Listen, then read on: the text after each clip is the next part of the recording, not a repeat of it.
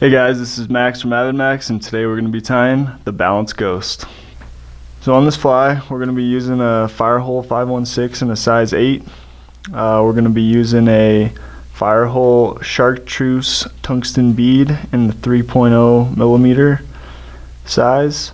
I'm going to be using some UTC 70 in white, and I'm going to be using some Dave Whitlock's Minnow Belly and some UTC brassy size wire in chartreuse. So to start, take my thread just behind the bend in the jig hook, make some loose wraps, tighten them up, trim out my excess. So now I've kind of got a little shank, a sewing needle measured out. So for my balance, want it to be a little bit further out in front. Make sure I got a little bit of room back there. So make some loose wraps, and for the purpose of the video, I'm going to kind of show you how to measure out your balance ratio. Do a quick little whip finish. Just kind of make sure everything stays where it's at. Trim out my thread. So before I remove it from the vise, I'm going to take a little bit of super glue, pop it just on the end of the nail there, and slide my bead up and make sure it's like secure. So as you can see, I've got the bead facing the opposite way you would normally tie it in. Just lines up a little bit cleaner on the nail there. So once I've got that kind of secured, I'm going to take some wire, thread it through my hook eye, and then I can measure out where that needs to be like a good balanced. It should be just laying flat upside down, so we want it about right there. So I'm going to slide back everything a little bit, and that's pretty good right there.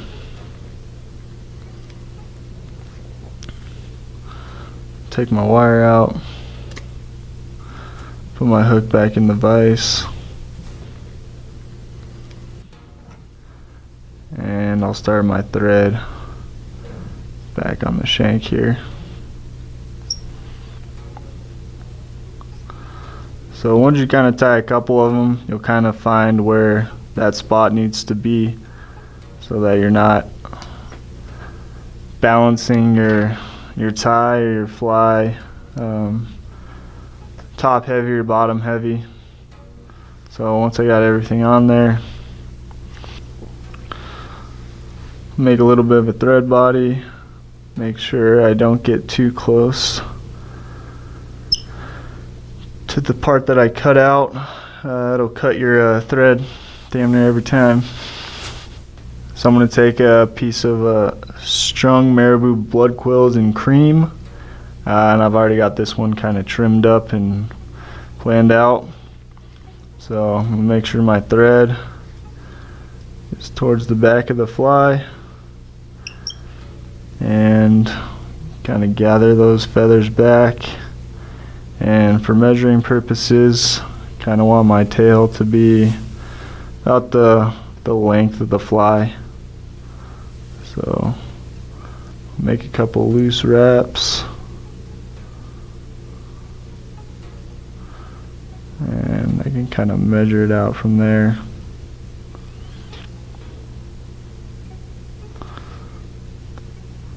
Make some securing wraps,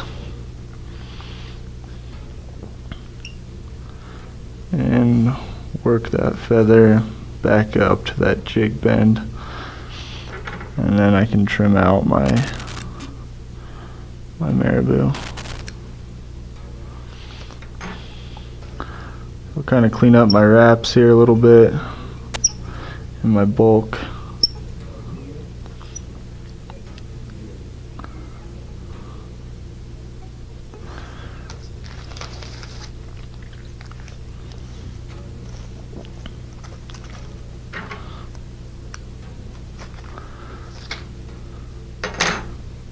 So I'm going to have a piece of pearl Flashaboo, kind of blend it in with the tail, give it a little bit of flash. We're just going to do one strip on each side. So take a strand of that out, tie it in onto the shank, make sure it's kind of sitting right on the side, and I want that about even with the tail. Tie in the other side.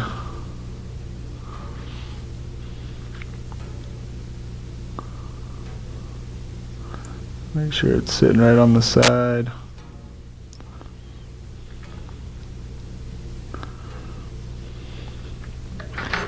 And I'll trim that about even with the tips of my tail. Just adds a little bit of flash to the fly. So I got that in there. I'm going to take my piece of chartreuse wire and secure that onto the shank. Work it back to where the tail starts. Make some securing wraps.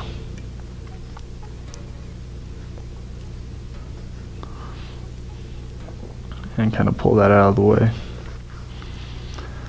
So once I'm done with that, I can kind of prep some of my dubbing. So I'm just going to pull out couple little pieces, and usually about 6 little patches, or 5-6 patches, about the size of a nickel, fit in pretty well in my loop that I'm about to make here.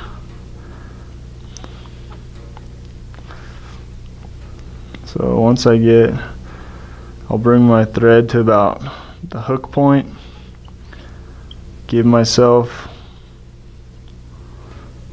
about 12 inches, split my thread in half with my finger, bring my bobbin back up over the top, and bring those 2 pieces back to the tail.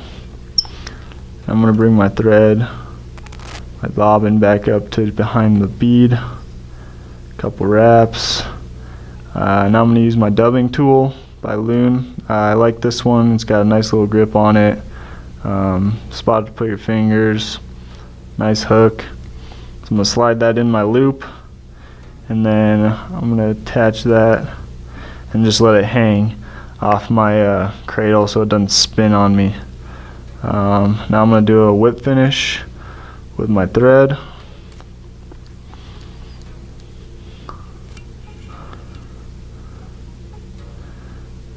And then I'm going to remove it from, grab my dubbing loop, take my thread, lay it down on my cradle, and I'm going to take some of my wax here, and I'm just going to put a nice little body on my thread. Make sure I'll go through it with my fingers again and make sure I don't have any big patches of it. Once I get there, I got my loop. Kind of keep one finger in it, usually my index finger. I'm going to take my little patch of dubbing. I'm going to slide it right up in the middle.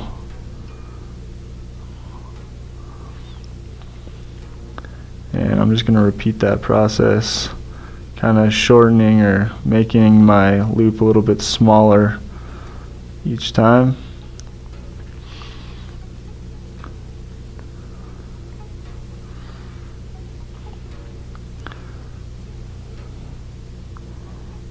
Slide some up in there. That was 4 pieces. And 5.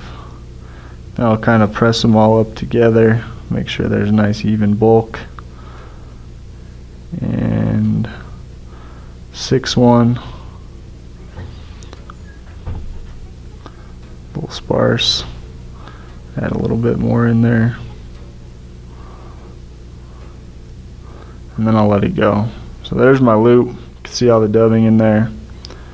It's a little bit of tension in there. I'll throw a couple spins in there. I like to go counterclockwise spins, and that kind of secures everything together. So now I'll bring my thread or my finger up behind the dubbing, and I'll make a bunch of spins, and I'll let that dubbing tool just spin around. See everything kind of get blended together. Make some more spins. See everything get blended up together.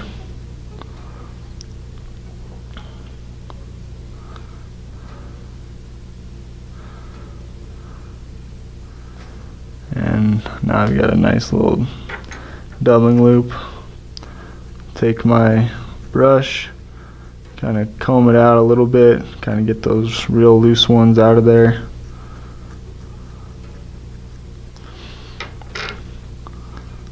So take my noodle, use the rotary feature on my vise, make wraps going up towards that bead.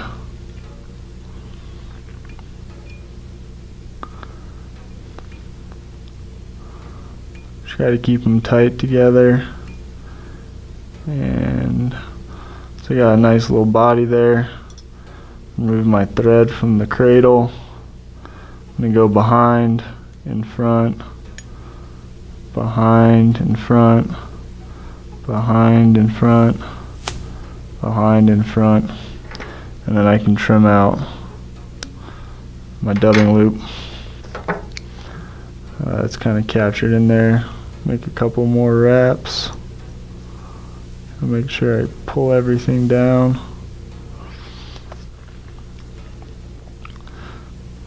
Now take my brush. I'll kind of comb those fibers out. So when I'm using my wire, I'm going to make wraps kind of evenly spaced. Try not to trap too many fibers, and this just kind of helps secure everything together, especially after you catch a fish or two. Just want to make sure you're not having to go to another fly because it's falling apart. So this kind of helps secure everything. The wraps are going to be pretty covered up, so you're probably not going to see much of the wire. So I'll work it up to behind the bead, capture it with my thread, and I'll make some wraps in front and behind, front, behind, and then I can helicopter that out of there.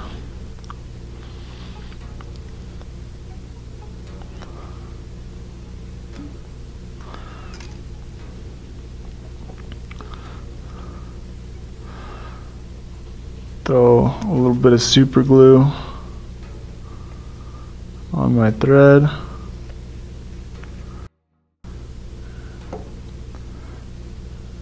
And I'll make a couple wraps. And then I'll do a whip finish.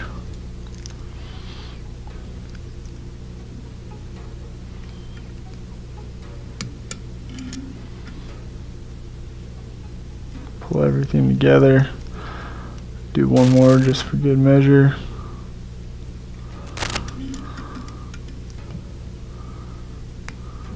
And then break out my thread. Go back in with my dubbing brush, kind of get out all those trapped fibers, and I'm combing forward, combing back, kind of get all of them untrapped. Take out some of the bulkier spots of your dubbing.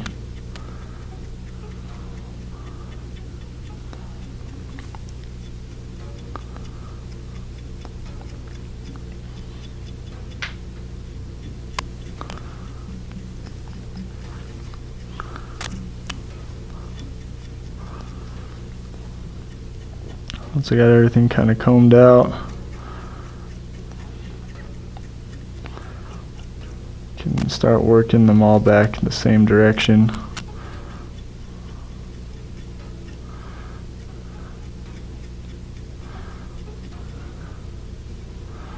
This wire brush works really well for long stringy dubbing. And then I'll go in with another brush. I'll kind of make sure they're all pulled back the same way.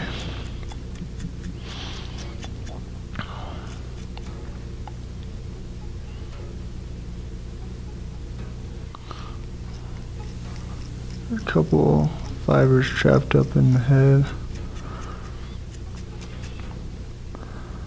But that's pretty much it. The Balanced Ghost. It's a good minnow representation. Really good when there's choppy water on a lake. A little bit of waves, a little bit of chop, and then fishing it underneath an indicator and just letting it drift. The bobbing motion kind of causes it to flow up and down, kind of making it look like it's swimming a little bit. Make sure that when you tie it on to your line, that here you're using a loop knot or a Rapala knot instead of using just a normal clinch knot, so that it's able to still move free and the balance kind of works. So that's the Balanced Ghost.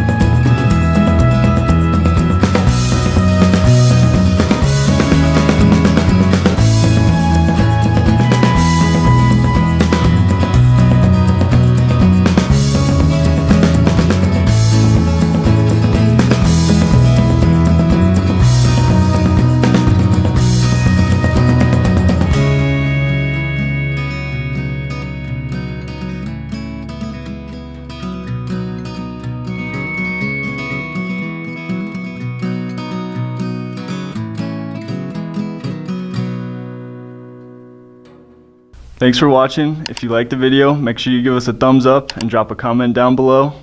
For more fly fishing and outdoor related videos, subscribe to the AvidMax YouTube channel. Thanks for watching, and we'll see you out there.